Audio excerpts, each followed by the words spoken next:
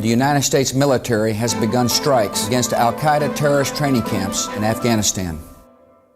Human rights are women's rights, and women's rights are human rights. People matter, freedom matters, peace matters, Ukraine matters.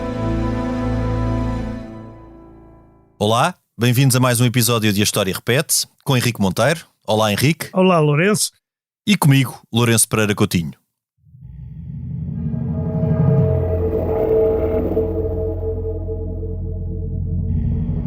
Hoje vamos falar sobre uma época quase desconhecida da história do nosso território.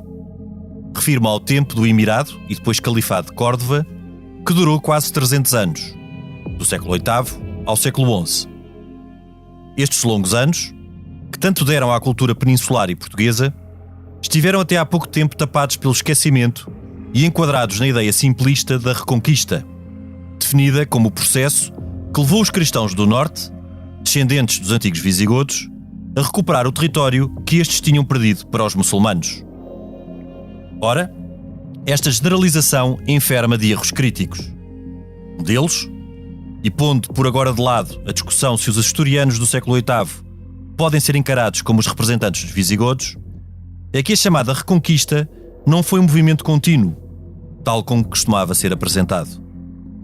Até à desintegração do Califado em 1031, foram mais os tempos de paz entre o Estado muçulmano e os reinos cristãos do que de guerra. Manifestamente, o Califado não tinha qualquer interesse em conquistar os reinos do Norte, até por questões pragmáticas, pois preferia que estes lhe pagassem tributo. Por outro lado, os reinos cristãos, pobres e pouco populosos em comparação com o Califado, tinham capacidade para fazer razias às ricas terras e centros urbanos do Sul, mas não de os conquistar e ocupar. Pragmaticamente, fizeram várias alianças com o Estado muçulmano, inclusive contra outros reinos cristãos, tal como aconteceu com o reino de Pamplona, antecessor do reino de Navarra, que aliou-se ao Emir para suster a tentativa dos francos para controlar o território basco peninsular. Também, e ao contrário da ideia feita, a população do Al-Andalus não era quase exclusivamente muçulmana. Ela coexistia com a população judia e cristã, os moçárabes.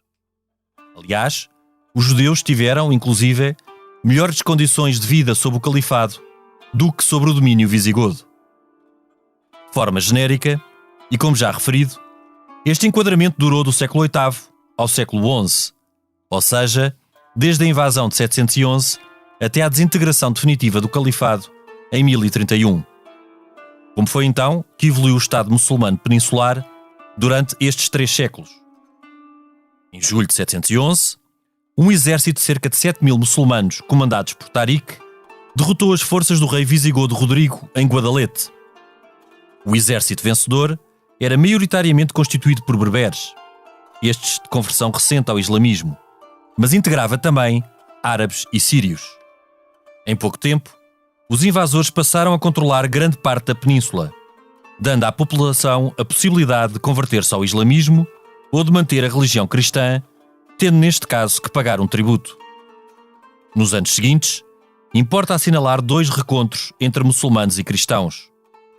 A chamada Batalha de Covadonga, em 719, quando uma pequena força de asturianos derrotou uma expedição muçulmana, e em 732 a Batalha de Poitiers, esta mais significativa, quando Carlos Martel derrotou a tentativa de expansão muçulmana para além dos Pirineus, o que viria a dar origem à chamada Marca Hispânica.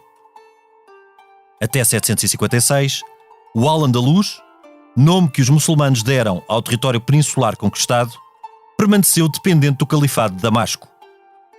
No ano de 750, deu-se uma alteração crucial neste califado, quando os abássidas derrotaram os omíadas, de origem síria, e deslocaram a capital de Damasco para Bagdade. A dinastia omíada foi então massacrada, tendo, ao que consta, sobrevivido apenas um descendente. Este escapou de Damasco, atravessou o norte da África e, ao fim de 6 anos de fuga, chegou à península e proclamou-se emir, com o nome de Abd el-Rahman I, tornando assim o Al-Andalus independente do califado abássida.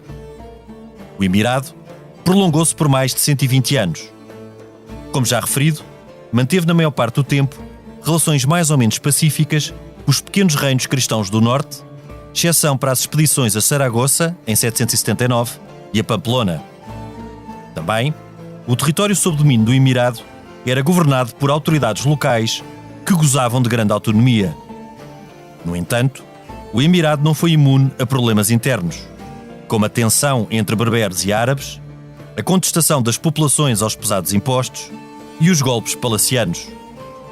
Em 929, Abd el-Rahman III, o oitavo emir, proclamou-se califa, o comandante dos crentes, isto depois de ter controlado uma revolta na Andaluzia e ter reconquistado a cidade de Sevilha.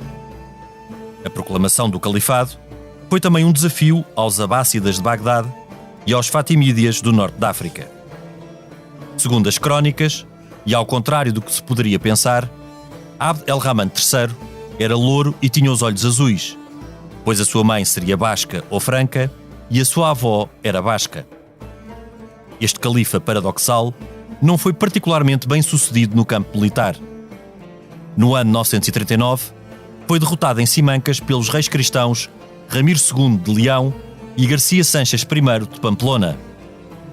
Tanto, foi melhor sucedido no campo diplomático, com o califado a manter relações com o Império Bizantino e o Sacro Império e no campo fiscal. Na corte do califa, impôs-se então uma elite administrativa de escravos e libertos cristãos, que suplantou e passou a rivalizar com a aristocracia árabe. O reinado de 15 anos do filho de Abd el-Rahman III, o califa Al-Hakem II, marcou o apogeu do califado. Al-Hakem II, um homem erudito e pacífico para os padrões da época, reinou entre 961 e 976. Então, Córdoba, a capital do califado, era uma cidade com cerca de 500 mil habitantes. Algumas fontes referem, com exagero, que teria 1 milhão de habitantes. Possuía bibliotecas, banhos públicos, uma madraça, escola de medicina e escola de tradutores e um sem número de mesquitas. Rivalizava assim em opulência com as outras duas grandes cidades de então, Bagdade e Constantinopla. O início da decadência do califado deu-se precisamente com a morte de Al-Hakem II, em 976. Então, impôs-se a figura do célebre Al-Mansur, chanceler e aíbe do califa Hisham II. Al-Mansur iniciou uma fase de abordagem agressiva das relações com os reinos cristãos. Recrutou um exército de mercenários berberes no norte da África e iniciou uma série de campanhas contra territórios cristãos, tendo saqueado Barcelona em 985 e Santiago de Compostela em 997. A carga fiscal sentida por toda a população do Al-Andalus, as rivalidades entre as elites de origem cristã e árabe no campo administrativo e entre os mercenários berberes e os árabes no campo militar, foram algumas das causas do período da Guerra Civil que levaria à desagregação do califado. A Guerra Civil teve início em 1009, com o assassinato de Abd el-Rahman Sachuelo, filho de Al-Mansur. Estendeu-se até 1031, período de tempo em que Córdoba foi saqueada por 2 vezes por cristãos, tendo a capital que passar provisoriamente para Málaga e em que se sucederam 10 califas. Mergulhado numa luta fratricida, o califado deixou de controlar o território muçulmano. Gradualmente, começou a desintegrar-se, dando lugar a vários reinos taifas. Por fim, o califa Hisham III foi deposto em 1031, à altura em que o califado foi substituído pela taifa de Córdoba. A partir de então, nada voltaria a ser como antes no Al-Andalus. As reunificações posteriores fizeram-se já por almorávidas e almohadas, berberes integristas, hostis à convivência com cristãos e judeus e a relações pacíficas com os reinos cristãos do norte. Em meados do século XI, os reinos cristãos estavam mais poderosos que no passado, reforçados com o surgimento de novas estruturas políticas, como os reinos de Castela e Aragão. Pela primeira vez desde 711, os cristãos do norte estavam em condições de passar à ofensiva de forma consistente, sobretudo a partir de finais do século XI, quando surgiu o chamado espírito de cruzada.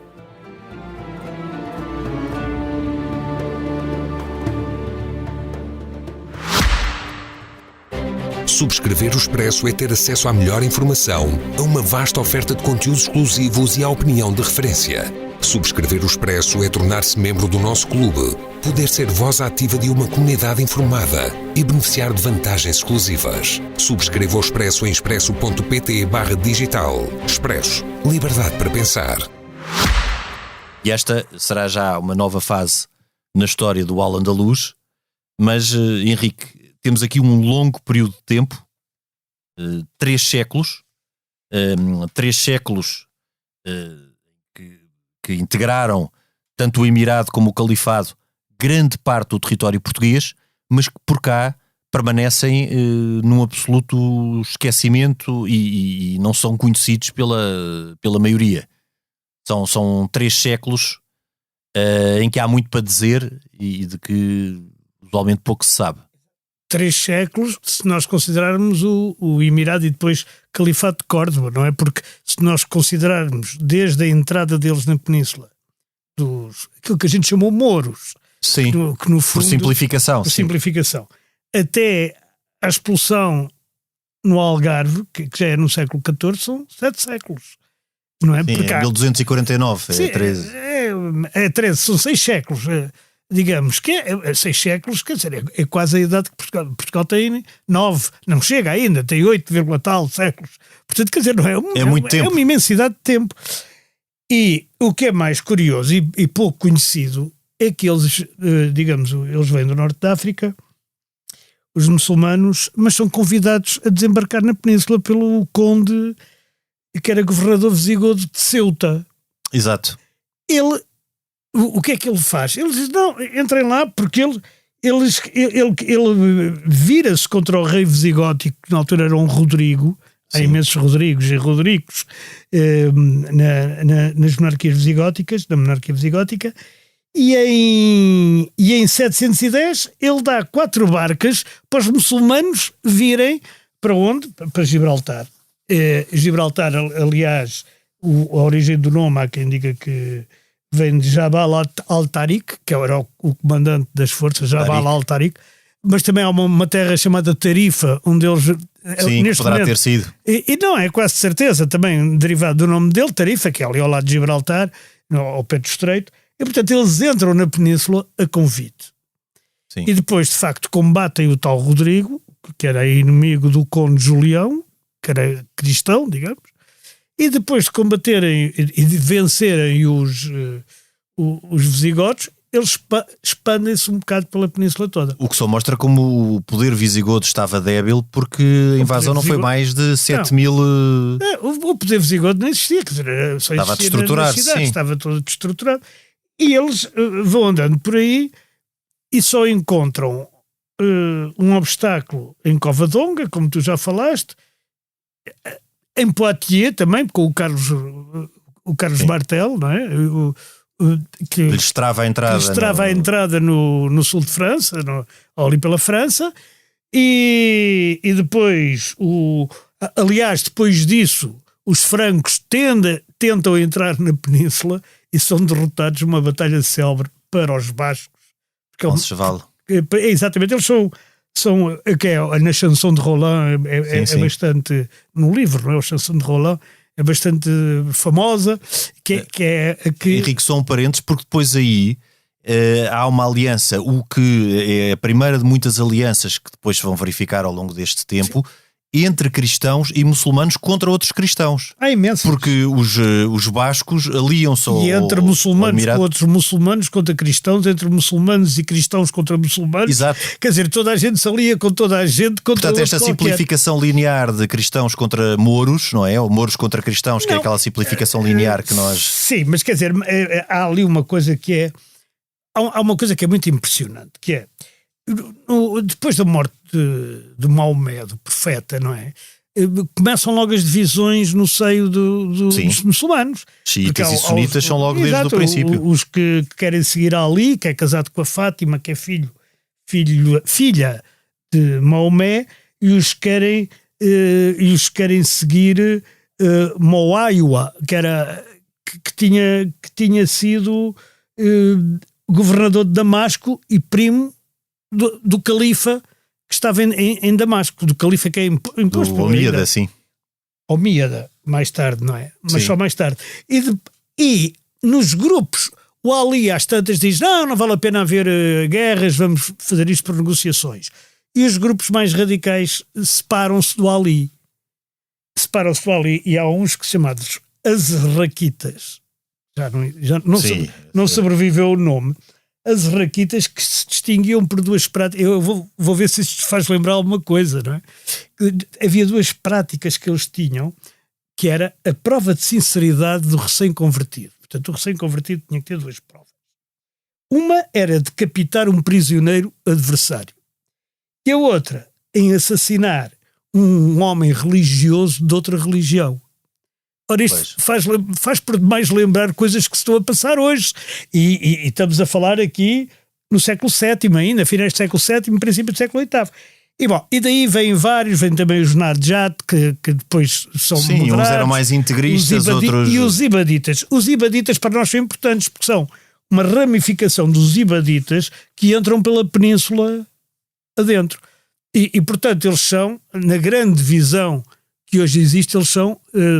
sobretudo sunitas, o que a gente hoje chamaria sunita. Henrique, porque a invasão em 711 de cerca de 7 mil homens não era um grupo de 7 mil homens homogéneos. Não era um grupo homogéneo. Era sírios, berberes e árabes. Os berberes é que, e tal como aconteceu depois posteriormente também com os almorávidas e com os almohadas, os berberes do norte da África, que nessa altura eram de conversão muito recente. E nós sabemos muitas vezes como os recém-convertidos são muito mais aguerridos do que os outros. Aliás, eles são mais aguerridos do que os árabes.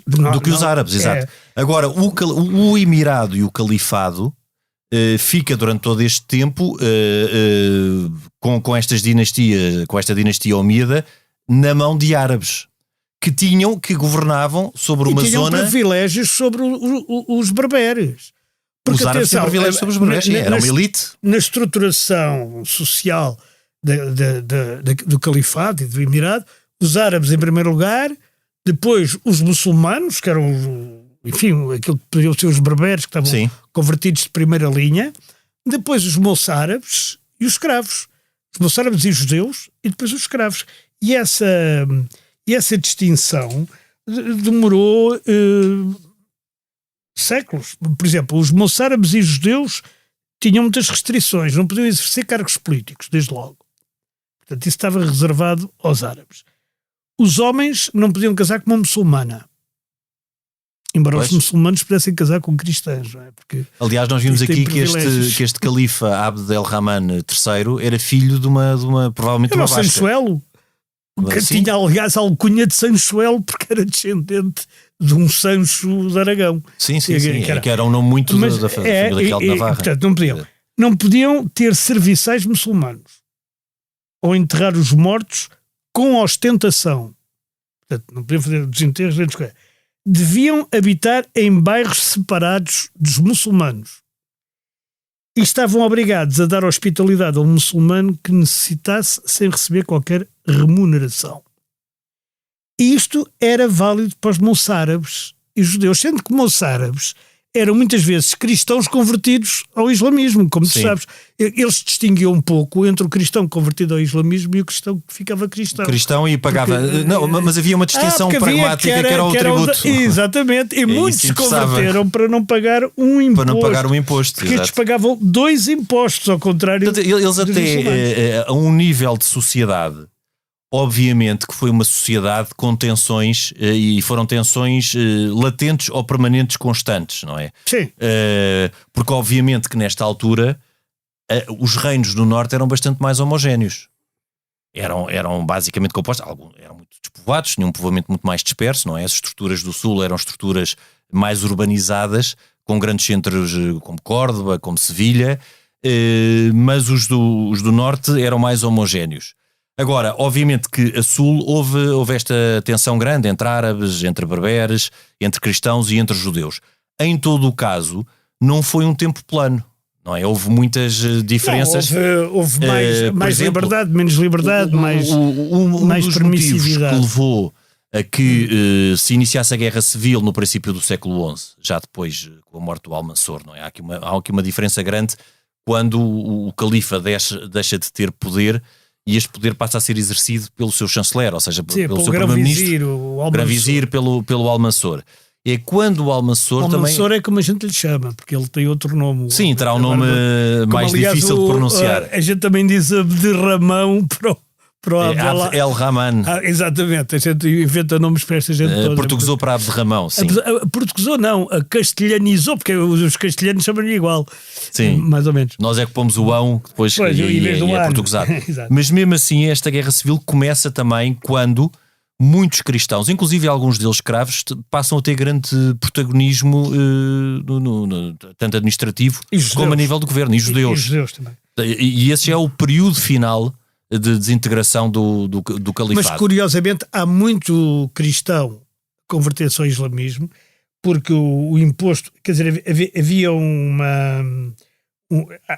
2 tributos que eles tinham que pagar, que era a jizya, que era uma espécie de IRS, que era o imposto de capitação pessoal. Sim, a carga fiscal era muito pesada. O imposto predial e sobre o rendimento das terras, que se chamava caras, e era outro imposto. Ora bem, os muçulmanos, os convertidos ao islamismo só pagavam um destes impostos. E, portanto, muita conversão é feita de forma, digamos, económica, por razões económicas. E depois há outra questão, é que grandes cidades da península têm uma esmagadora maioria de população moçárabe. Sim. Começa logo por Lisboa, aliás. Sim. Lisboa, Toledo, Mérida, Valência, que ainda hoje são, enfim, tirando Mérida. Sim. São... Ou seja, quando se fala em invasão, não houve uma invasão de população, ou seja, não houve uma migração, não é uma migração... Também há, mas é muito pouca. Mas é uma imigração gradual, sim. De início nem por sombras, depois gradualmente, à medida também que se vão instalando, vão chegando sobretudo berberes, não é? Exatamente, porque não vêm árabes. Porque não vêm árabes. Vêm poucos. Árabes veio... quase exclusivamente o Abd el-Rahman I sim, que era se proclama emir, não é? Sim, porque era o sobrevivente do massacre dos Omíadas. Mas... Agora, também é interessante porque há aqui, durante este tempo, um grande pragmatismo na relação com os reinos do Norte. Os reinos do Norte, manifestamente, o Emirado, portanto, Emirado a partir de 756, sim, já com os Omíadas, não tem interesse em passar de uma determinada zona. O Mondego, em Portugal é o Mondego. É o Mondego. Depois falou-se muito ali numa zona de ninguém, de transumância, que andaria, sim, ali entre o Douro e o Mondego. Entre o Douro e o Mondego. Se bem que estudos recentes já afirmam que não era uma zona assim também tão desabitada e tão despovoada. Lamego, por exemplo, foi tomada e perdida cerca de 7 a 11 vezes. Sim. Portanto, não eram zonas despovoadas. Era ali territórios que tinham uma relativa autonomia, mas esta autonomia era extensível a outras zonas do Al-Andalus. Por exemplo, Coimbra, que tinha uma grande tradição moçárabe, tinha uma grande autonomia. Aliás, foi ali um condado com um grande peso moçárabe. O reino, também como já falámos, de Pamplona, nos Pirineus Orientais, que é o antecessor do reino de Navarra, também tem uma aliança muito próxima com o mundo muçulmano. Aliás, todos esses Sanchoelo, filhos de Sancho, vêm também desta relação de mulheres bascas e navarras que estão no harém do califa, e que são mulheres do califa. Mas há aqui um grande pragmatismo nesta relação. Porquê? Porque o Emirado também, tal como internamente preferia ter cristãos que pagassem tributo, também não se importava de ter reinos cristãos que lhe eram tributários. Exato. E pagavam-lhes tributo. O que a determinada altura o califado pretendeu foi entrar pelo reino dos francos, e aí é travado. É travado logo em 732 por Carlos Martel, e não faz nenhuma outra tentativa nem faz mais. Séria. Mas há aqui também uma coisa que é preciso ver aqui, que é económica, que é assim. Os reinos do Sul eram muito mais ricos que os reinos do Norte. Tanto, claro, que os árabes, que são, digamos, os muçulmanos mais puros, como eles entendiam, não é? Não eram, claro, convertidos, vinham lá mesmo, eram todos da família do Maomé, mais ou menos, ou de parentes de Maomé, e de famílias assim, porque tudo aquilo tem origem numa tribo, não é? Todos os Omíadas têm origem na mesma tribo e são descendentes de Banu Abd Shemesse, que há de ser avô do Maomé também, quer dizer, eles têm todos, portanto, eles são todos primos. os árabes ficam onde? Nas terras férteis do Ebro, nas terras férteis do Guadalquivir, Claro, nas que era o que terras férteis interessava do mais. Guadiana. Por exemplo, há um árabe E no mundo mediterrâneo. no mundo mediterrâneo, que era Não onde tanto eles no vinham. Atlântico. E portanto eles não têm uma grande. Eles quando vêm para norte, há cidades que são importantes para eles, que é Toledo e Lisboa, não é? Sim. Toledo tinha sido a capital dos Visigodos. visigodos e Lisboa, enfim, tinha Como uma- cidade portuária importante, uma cidade claro. que sempre foi importantíssima na Península, e portanto até aí eles tinham interesse, pois podiam ter interesse um bocado, mas tu repara uma coisa, a primeira cidade grande entre aspas, quer dizer assim, com importância, a cair logo a seguir ao Reino de Leão ter sido estabelecido é Coimbra. Claro. Porque eles vão se entrar. Coimbra cai em 1064. Cai Que eram antes- zonas que cai manifestamente antes de Toledo, não- Sim, não é? sim, sim, sim. Quer dizer, eles não vão a Toledo primeiro vão a Coimbra, porque e porque aproveitam também o facto e estamos na altura das taifas, em 1064, e a taifa de Badajoz? de Badajoz, sim, a taifa de Badajoz e a de Toledo e a de Saragossa e a de Sevilha andavam todos ali. Entre Sim, eles. eram as principais Exato, taifas. E eles andam ali e eles aproveitam e conquistam Coimbra. E quando eles conquistam Coimbra, que é em 1064, para que é cerca de 30 anos depois da desintegração do califado. certo, e menos de 100 anos antes da independência de Portugal. Sim, sim. O condado, aquilo que era o condado portucalense, baixa a Coimbra. Baixa a Coimbra. Baixa O condado o Mondego. portucalense, ou o condado de Portucale, portanto, Sim. o portucalense já é o tal Sim, de Dom Henrique e Dona Teresa, mas Claro. este Portucale surge ainda no século IX, em 868, com a presúria do Porto por Vímara Peres. Exatamente. Isso é o primeiro momento, porque é interessante também a evolução dos reinos do Norte. E aqui também, quando estamos a distinguir entre um Oriente e um Ocidente da Península, houve um maior interesse, uma maior aposta, tanto do Emirado como depois do Califado, portanto, neste caso do Al-Andalus, pelas zonas de leste, por Saragossa, por todas essas terras, Guadalquivir e Ebro, até porque estavam mais integradas no mundo e na cultura mediterrânica do que pelo Ocidente. Portanto, foi mais fácil sempre a reconquista ao Ocidente. E este condado portucalense surge, ou o condado de Portucale, que é o antecessor do condado portucalense, surge ainda no século IX. Porque esse também, o desenvolvimento dos vários reinos peninsulares que coexistiram em simultâneo com o Al-Andalus, não é? Com o Emirado e com o Califado, é também interessante porque há um núcleo inicial que começa nas Astúrias, não é? Com o reino das Astúrias, depois de Covadonga. Sim, Covadonga claro. terá sido em 719 um pequeno recontro militar, não é? Não foi nem por sombras. Sim, mas depois foi muito mitificado. Foi muito e há uma virgem que mitificado, aparece. claro, como na Batalha de Ourique depois, não Sim. é? Acaba por ser, há sempre Aí ali são as uma... chagas de Cristo. Não é? Sim, mas há a virgem um estava ocupada em fenómeno. Covadonga. não? Há um fenómeno metafísico, no fim dessa batalha que acaba por institucionalizar essa batalha como um grande momento. Mas os asturianos gradualmente avançam no seu território até Leão. Isto é tudo muito gradual. É gradual, mas, num tempo mas de... aí é constante. É constante, mas repara, são terras. Mas são terras que não interessam Henrique, nada exato, aos repara, árabes. Henrique, o avanço é lento, não tanto pela resistência do Al-Andalus, mas sim por incapacidade dos cristãos, porque sim, não porque tinham não qualquer tinham. capacidade de avançar. E outra coisa, porque os visigodos e Pelágio reivindicava-se como sobrinho do último rei visigótico, não é? Portanto, ele reivindica-se da família. o herdeiro, o do depositário reino do depositário. legado, sim. E é preciso dizer que o reino visigótico não tinha, que eram meia dúzia e também não tinham qualquer autoridade sobre o povo propriamente dito, não é? Sim, Portanto, aquilo algum dele não era ainda chegar ali e hispano-romano, dizer, sim. não era chegar ali e dizer somos cristãos, então vamos. Não, aquilo havia ali ainda muito...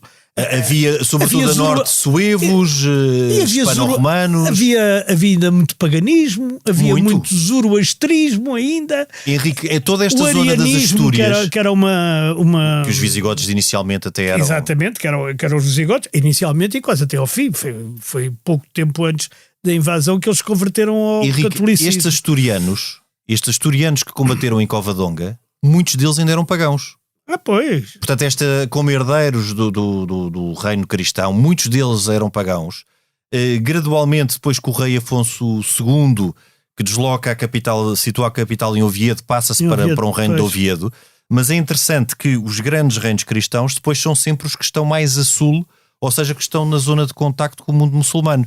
Como, por exemplo, o Reino de Leão, onde depois surge, e é interessante porque os reinos que se vão afirmar no espaço peninsular, com verdadeira força, formam só após a desintegração do califado, que é a Coroa de Aragão, Castela e Leão. E Portugal. E Leão e Portugal. Por exemplo, Navarra, que foi um reino que evolui de Pamplona, do reino originário de Pamplona, como está ali confinado e não tem capacidade de se expandir para sul, acaba por ser um reino sem expressão, depois, a partir de determinada altura. Está por trás dos montes. Mas é curioso, porque os próprios árabes achavam que se deviam estabelecer nas terras mais férteis. Eles defendiam isso, mesmo teoricamente, no sul e no levante do Val do Ebro. Portanto, exato. Como já falámos.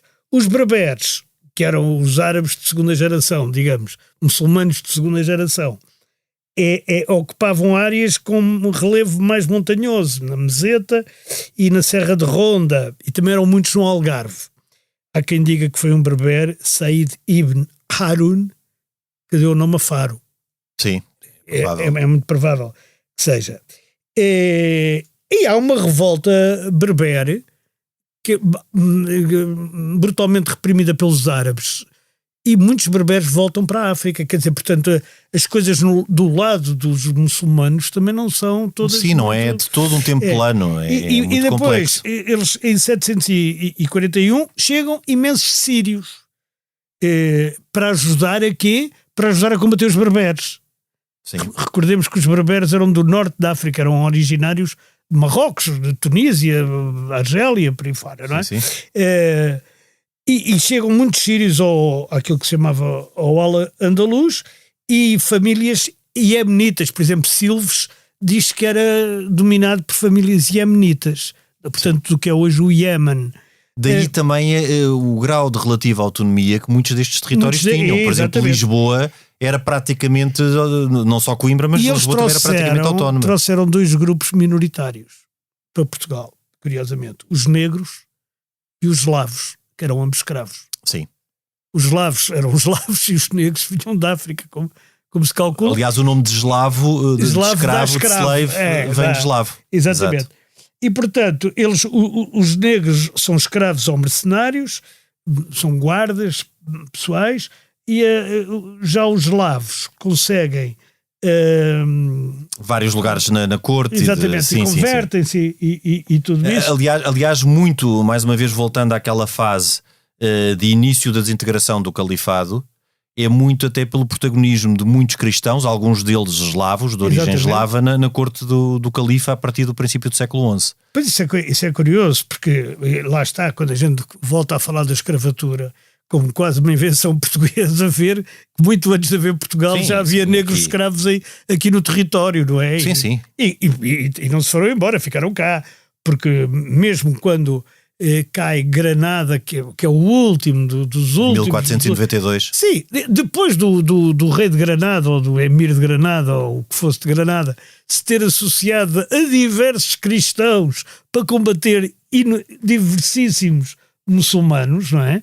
Quando aquilo cai só em 1492. Mas é uma campanha do reino de Castela contra a Granada de décadas. Sim, e ela acaba por cair no mesmo ano em que se chega à América, para as pessoas terem a ideia do salto que aqui a gente deu. Portanto, desde a entrada até à saída completa são 700 anos. São 700 anos. É imenso tempo, não é? E eles vão-se embora, mas eles não vão propriamente embora, eles ficam cá. Portanto, nós hoje temos estas misturas todas, quer dizer, se a sociedade que é cosmopolita, que teve cá muita gente, desde os fenícios, os judeus, os negros, os eslavos, os árabes, os berberes, os sírios, os não sei quê, quer dizer, os francos, que vieram também na conquista de Lisboa, e os normandos, são os portugueses. É curioso, não é? Como a gente depois diz também que há uma raça lusitana. Nós também já aqui falámos dos lusitanos e questionámos se eles seriam verdadeiramente antepassados portugueses. Mas há aqui também sobre o califado, e obviamente que há estes aspectos de grande complexidade da relação entre as várias etnias, entre as várias grupos que compunham o califado, mas também há uma realidade, é que no seu apogeu, no século X, o Córdoba era uma cidade, agora já não falando tanto do califado, mas centrando em Córdoba, que era um grande centro urbano. Era uma grande cidade que rivalizava com as outras grandes cidades da altura, nomeadamente Damasco. Constantinopla e Bagdade, que tinha, como se diz, uma população... Há vários relatos que falam em 1 milhão de... Mas isso é manifestamente exagero. Mas parece que havia 10 milhões na península toda. Pois, é um exagero. Em Córdoba É um grande exagero, mas mesmo assim, mesmo que fossem 500 mil, o que mesmo assim é um número questionável, é uma cidade enorme para a época. Face ao que eram as cidades a norte. As cidades a norte não tinham...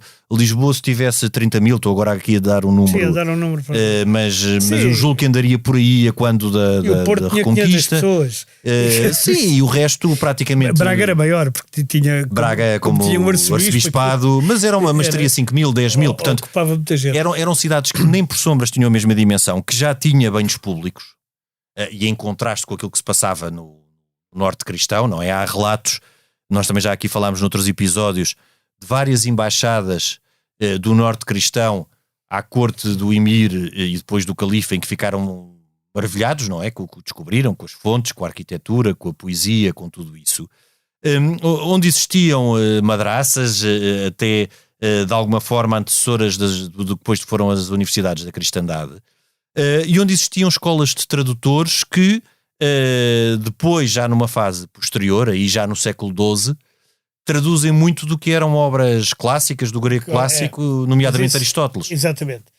Isso é importante. Aliás, no início da invasão, nos primeiros séculos da invasão, a língua mais corrente era uma salganhada, porque tanto se falava em árabe como em ladino, como em portunhol, ou o que fosse lá do castelhano. Sim, que nem existia, não é? Existia, assim, galaico-português e coisas assim.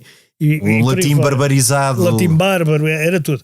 E é só no século XI ou XII que se impõe o árabe como língua. E estamos a falar em documentos oficiais, ou estamos a falar o que se falava na rua. Portanto, já na fase final do califado. Já na fase final do califado é que se impõe o árabe como, digamos, escrita e língua oficial, penso eu, do califado, do Al-Andalus, daquilo que se chamou o Al-Andalus.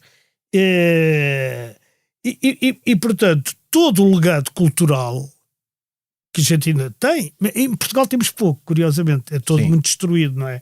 O Cláudio Torres, aliás, foi meu professor, e quem presta homenagem, teve um grande papel em Mértola. Não só muito destruído, como pouco cuidado. Pouco cuidado, mas eu estava a dizer como exceção o Cláudio Torres em Mértola, que consegue recuperar muitas coisas importantes. E Mértola era uma terra importante, porque o Guadiana subia-se até Mértola para questões de comércio, não é? Portanto, os barcos iam dar a Mértola. Mas, por exemplo, em Córdoba, ou até em Sevilha, por exemplo, a Grinalda, a Torre de Sevilha, está construída sobre o minarete... O minarete da Mesquita, sim. Da Mesquita. A Catedral de Córdoba era uma mesquita. Aliás, a grande mesquita de Córdoba. Quem lá entra ainda vê aqueles arcos todos, que aquilo é fabuloso, sob todos os pontos de vista, sob o ponto de vista cristão, sob o ponto de vista muçulmano, sob todos os pontos de vista. É maravilhoso. E muita parte do emaranhado das ruas, que é muito... Sim, a Medina, as nossas atuais, Lisboa, claramente. Pois, Lisboa, na parte da Moraria. E se não tivesse sido o terremoto, o legado ainda seria maior, não é? Ainda era maior, porque a baixa era toda assim. Mas a Moraria ainda é assim, Alfama, não é? Ainda tem aquelas... Aliás, os próprios nomes, Alfama, Moraria... Alfama é a judiaria em árabe, não é? Sim. E Moraria é moraria em português. Portanto, não os pontos. Agora, portanto, nós ficamos com um legado. Mas o principal legado é esse que tu dizes. É das traduções dos clássicos para línguas entendíveis, no geral, nos séculos XII, XIII. Esse é de facto o grande legado, mas há um outro legado. E depois há os próprios, não é? Henrique, mas eu aqui estenderia muito o legado a técnicas agrícolas, à matemática, à astronomia e à própria língua. Quantas palavras que nós temos que são embora a gente também exagere muito e acha que tudo começa por AL, Nem tudo, vem do árabe, mas muita coisa. E nem tudo. E Mas, não só, porque há palavras há também palavras que não que não são vêm, e que também são. Mas sabes que na agricultura há aqui uma coisa que é curiosa, porque os visigodos tinham já uma E os grande... romanos também. Pois, era isso que eu ia chegar. Os visigodos herdaram dos romanos e os árabes vão herdar também dos visigodos já muitas coisas, muitas técnicas, aqueles acrescentam outras. E acrescentam... E a introdução de novos... bastante. Sim, várias. até o moinho de água é generalizado pelos árabes, pelos muçulmanos. E depois eles têm, na matemática, de facto, têm grandes avanços, porque tinham lido os clássicos também, coisa que aqui se tinha cortado. Sim. Cá houve a ruptura e eles foram o ponto de contacto novamente com os clássicos. Exatamente. E têm também a arquitetura. Já falámos aqui, por exemplo, a Torre do Ouro em Sevilha também é outra coisa que é completamente feita por eles. A Giralda também. Já falámos e tem muito mais coisas. E na astronomia têm os grandes astrólogos ou astrónomos, que na altura não se distinguia. Sim, foram legados importantíssimos. Que era de Toledo.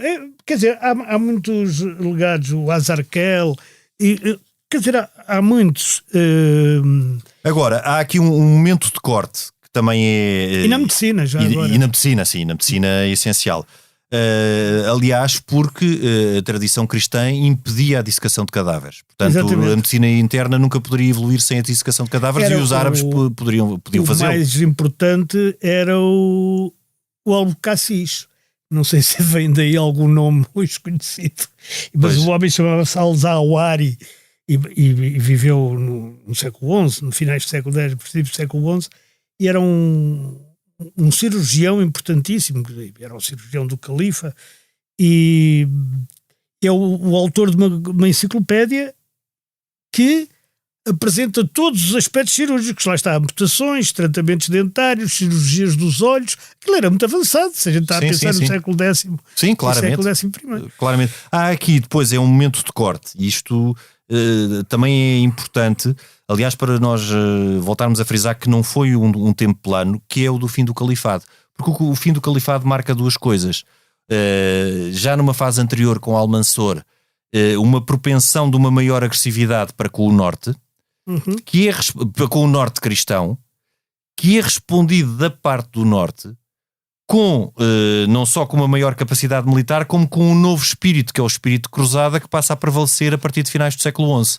Portanto, quando a partir de 1096 o Papa Urbano II prega a primeira cruzada, que é uma cruzada obviamente dirigida à Terra Santa, mas esta é estendida e entendida também como uma cruzada no espaço peninsular contra o Estado muçulmano. Portanto, a partir daqui, e depois com a desintegração do califado, que é reunificado nos séculos seguintes, no final do século XI e depois no século XII, por almorávidas e por almohadas, estes sim berberes, exclusivamente berberes integristas do norte da África, cria-se uma maior crispação, que não é que não existisse em tempos anteriores, mas era mais espaçada e mais atenuada do que aquilo que se passa a verificar a partir de finais do século XI. Mas é dúplice, porque ao mesmo claro, ao mesmo tempo há vários acordos com reinos cristãos, vários acordos entre eles que...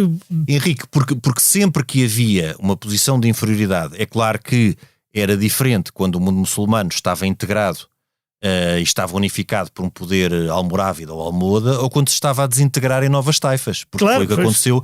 Portanto, obviamente que estes reinos taifas acabavam por pagar tributos aos reinos cristãos, que iam ficando cada vez com mais força, e pelo contrário, os reinos cristãos, à medida que iam ganhando força, iam exigindo o contrário, ou seja, às vezes eram os reinos cristãos a pagar tributos. Exato. Ao poder almorávida e almohada, e outras vezes para combate, os reinos taifas a pagar tributos aos reinos cristãos que estavam mais fortalecidos. Agora, de uma forma genérica e mais uma vez generalizando, e sendo este uma altura também bastante complexa, há aqui um corte com a queda do califado.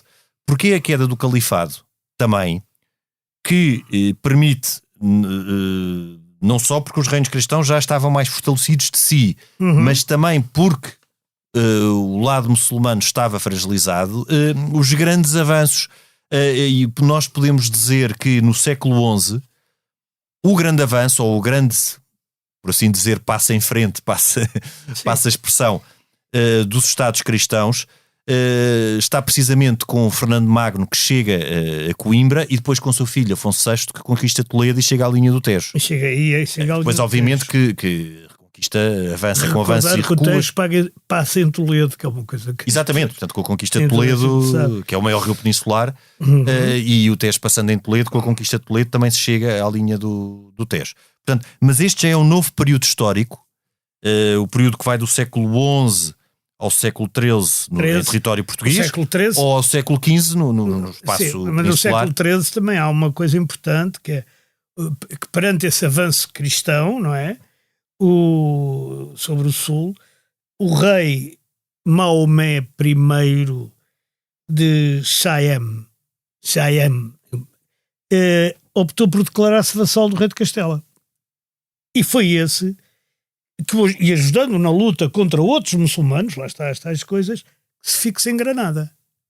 Sim. E é esse que mais tarde são os descendentes dele que fazem o Reino de Granada, o Reino de Granada, que é o último, o último bastião e a última, digamos, o último vestígio do muçulmanismo que se mantém com poder, digamos, que se prolonga ainda por 2 séculos. Acho que nas Baleares ainda se prolonga mais um bocadinho, mas não tenho certeza. Não tenho a certeza. Eles tornam-se independentes. As Baleares, há ali uma altura em que se tornam independentes da coroa de Aragão. E da coroa, não, eles primeiros tornam-se independentes dos muçulmanos, não é? Sim, mas isso as Baleares não tenho certo. Mas agora Granada fica, o Emirado de Granada, o Reino de Granada, o Emir de Granada, fica independente ainda durante 2 séculos dos reinos cristãos, não é? Mantém-se como independente.